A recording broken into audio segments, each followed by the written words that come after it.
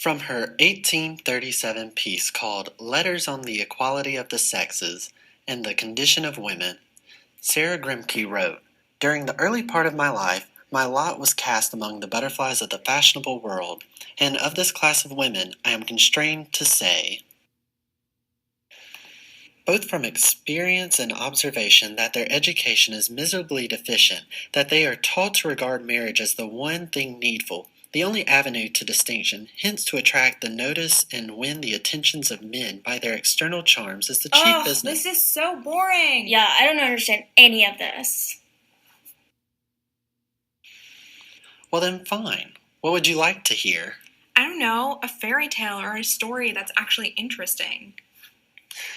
Okay, well then, once upon a time, in a kingdom far, far away, a king was ready to retire his throne. The people of the land then began to wonder who would succeed the king. In this just and free land, an election was to be held. It was open to all, exclaimed the king. However, a woman decided to run for the throne. Who would have imagined? Wait, how long ago was this? A huge amount of time ago. Well, who was this woman? She was a retired princess, but also she was a former diplomat. She was well educated. There was more to her than just tea parties and gowns. She sounds perfect for the job. Exactly. She was perfect for this job in every way. However, many claimed she was stepping out of her appropriate sphere. How dare this woman not be fashionable? Women are to be toys and mere instruments of pleasure. That's so 1800s. Did you just quote Sarah Grimke? Shh. Then, suddenly, the evil court jester proclaimed he wanted the throne. "Together we will make the kingdom great again. Build walls," he yelled. "My daughter is sexually attractive," he admitted. Ugh, gross. That is not okay. But she was a fashionable woman. Once, on a wagon, he was caught saying something quite profane. He could grab any woman he wanted by her, private honeypot. That's disgusting. Ugh. But women should be fashionable and instruments of pleasure. The jester, a violent crowd favorite, said he could get away with murdering his own supporters. He led misogynistic chants. "Throw the retired princess in the dungeon," his followers yelled. He even implied she should be taken care of by his sword-enthusiastic followers. With the day of the election approaching quickly, the two faced off, not with swords, but with words. A witty woman versus a jerkish jester. She used logic and reason. He used hate, and he used ignorance. Like a shark, he circled her, round and round, searching for blood in the water. "You're playing the woman card," he yelled. With his teeny, tiny finger, he pointed at her. With a fake tan and a twisted mouth, he declared her a nasty woman. How dare he? Finally, the day of the election was upon the people. Many hated the evil jester.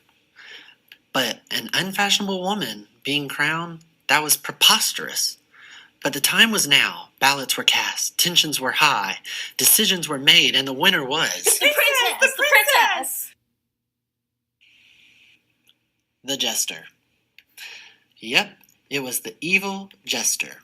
An unqualified, misogynistic, orange sack of sadness, small-handed, small-minded, discriminatory, hateful, creepy, sad, turd of a man. That's who won. The next day, the graceful, retired princess conceded. Dressed in purple, a color that symbolizes unity. Despite the division created by the evil jester, the retired princess pleaded for togetherness. But the divide would only grow. Women everywhere were enraged by the results. United, women from across the various kingdoms marched through the streets, unified in opposing him. They carried unfashionable signs that said things like, "Grab the kingdom back," "Same stuff, different century," "Nasty women keep fighting," "Love, not hate, makes the kingdom great." However, from his first day on the throne, the evil jester sought to divide the people even further. He declared a ban. "No one from different kingdoms may enter my land." His supporters verbally and physically harmed people from those different kingdoms. Hate continued to spread throughout the land. His ideas for a great kingdom were anything but great. Take his wife, for instance. The last princess had a voice, but the new king's princess is fashionable. The end of her being was to keep him comfortable. Isn't that from that story? The retired princess refused to give up on the kingdom. Nevertheless, she persisted to call out the jester. She stepped out of the appropriate, fashionable sphere, and she reclaimed her time. The kingdom wasn't easy on unfashionable women, but that didn't stop the retired princess. As you can see, Sarah Grimke's piece is significant in many ways. It is not boring. The world values the fashionable woman and attacks those that are not. What is truly amazing is that Letters on the Equality of the Sexes and the Condition of Women was written almost 200 years ago. Good thing we don't live in the 1800s then. Yeah, but I like how it applies to like medieval fairy tales. But this wasn't exactly a fairy tale. What? What do you mean it wasn't a fairy tale? Well, this was the 2016 presidential elections in America.